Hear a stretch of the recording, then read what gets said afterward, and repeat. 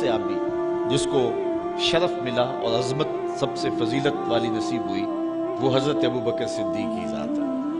کہتے ہیں حضور کا سایہ نہیں تھا لیکن یہ سائے کی طرح حضور کے ساتھ ہی رہے، ساری زندگی حضور کے ساتھ گزاری۔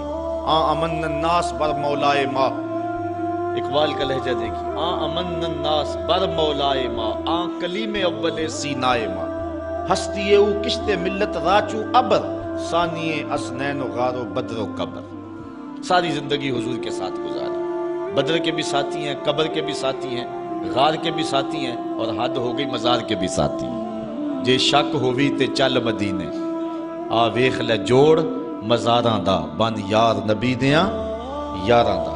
حضور علیہ السلام نے ارشاد فرمایا، حضرت ابو سعید خدری سے روایت ہے، ان النبی صلی اللہ علیہ وسلم قال ان من امن الناس علی فی صحبتہ و مالہ ابو بکر، فرمایا اپنی صحبت اور اپنے مال سے جس نے سب سے زیادہ میرے اوپر احسان مندی کی ہے اس شخص کا نام ابو بکر ہے۔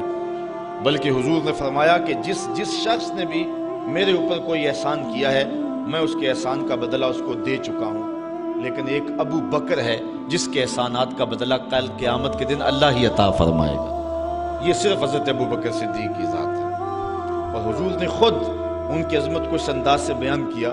حضرت جبیر بن مطعم رضی اللہ تعالیٰ عنہ روایت کرتے ہیں، قال اتت النبی صلی اللہ علیہ وسلم امرأة فکلمتہ فی شیء فامرها ان ترجع الیہ۔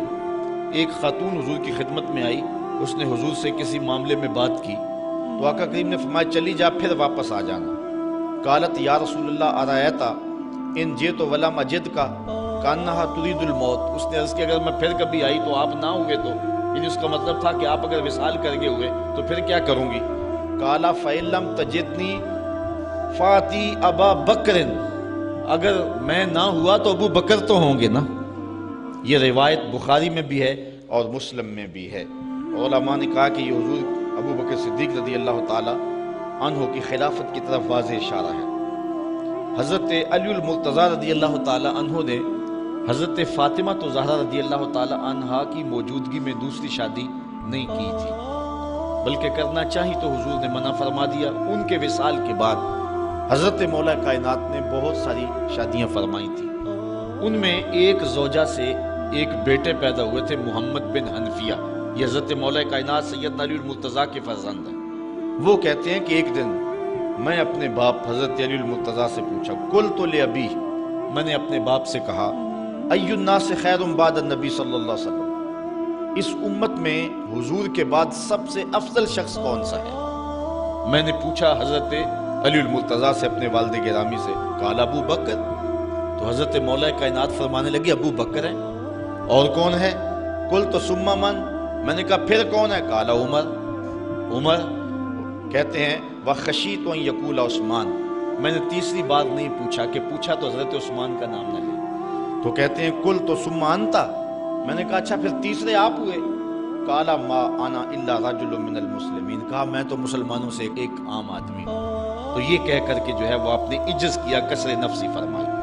تو حضرت مولا کائنات سیدنا علی المرتضیٰ رضی اللہ تعالی عنہ حضرت ابو بکر صدیق رضی اللہ تعالیٰ عنہ کو سب سے افضل اور سب سے اعلیٰ مانتے تھے، اور انہوں نے اپنے بیٹے کو یہ بات فرمائی۔ اور حضرت عمر کہتے ہیں قال ابو بکر سیدنا و خیرنا و احبنا الی رسول اللہ صلی اللہ علیہ وسلم، کہتے ہیں کہ ابو بکر کی کیا پوچھتے ہو، وہ ہم میں سے ہمارے سردار بھی تھے، ہم میں سے افضل بھی تھے، اور حضور سب سے زیادہ جس شخص سے پیار کرتے تھے اس شخص کا نام بھی ابو بکر ہی تھا، سب سے زیادہ حضور ان سے ہی پیار کیا کرتے تھے۔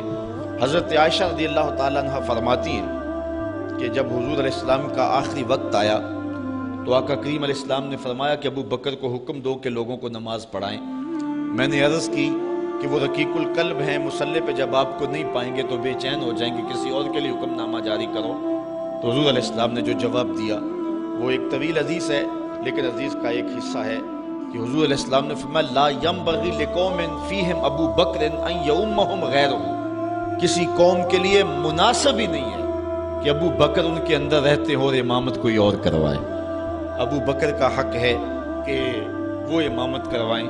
جب حضرت سیدنا صدیق اکبر نے خلافت کے نظام کو سنبھالا تو حضرت علی المرتضیٰ دوڑے ہوئے آئے اور انہوں نے حضرت صدیق اکبر پہ ہاتھ بیعت کی اور یہ بات کہی کہ جس شخص کو حضور نے دین کے لیے پسند کیا، مصلح کے لیے پسند کیا، اس شخص کو ہم اپنی دنیا کے لیے کیوں پسند نہ کریں؟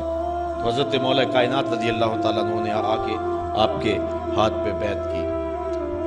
اللہ اکبر۔ حضرت عمر رضی اللہ تعالیٰ عنہ سے ایک روایت سنیے جو حضرت صدیق اکبر کی فضیلت پر مشتمل ہے۔ کہتے امرنا رسول اللہ صلی اللہ علیہ وسلم ان نتصدق ووافق ذلك عندي مالا فقلت اليوم اسبق ابا بکر ان سبقته یوما۔ کہتے حضور نے ایک مرتبہ فنڈ کے لیے ارشاد فرمایا کہ لاؤ راہ خدا میں پیش کرو، تو میرے پاس اتنی خوشحالی تھی کہ اتنی کبھی خوشحالی ہوئی نہیں تھی، تو میں نے کہا اگر ابو بکر سے بڑھ سکتا ہوں تو آج بڑھ سکتا ہوں، آج اللہ کا خاص کرم ہے تو آج میں ابو بکر سے اگر بڑھ سکوں تو آج بڑھ سکتا ہوں۔ فجے تو بنصف مالی، میں گیا اور آدھا مال لے آیا۔ فقال رسول اللہ صلی اللہ علیہ وسلم ما ابقیت لأہلک فقلت مثلہ۔ حضور نے پوچھا عمر گھر والوں کے لیے کیا چھوڑا ہے؟ میں نے کہا اتنا ہی چھوڑا ہے، جتنا لے آیا ہوں اتنا ہی چھوڑ آیا ہوں، آدھا لے آیا ہوں آدھا چھوڑ آیا ہوں۔ فاتا ابو بکر رضی اللہ تعالیٰ عنہ بکل ما عنده، کہتے ہیں پھر ابو بکر سارا مال ہی سمیٹ کے لے آئے۔ اللہ اکبر۔ فقال یا ابا بکر ما ابقیت لأہلک، حضور نے کہا ابو بکر تم گھر کے لیے کیا چھوڑا ہے؟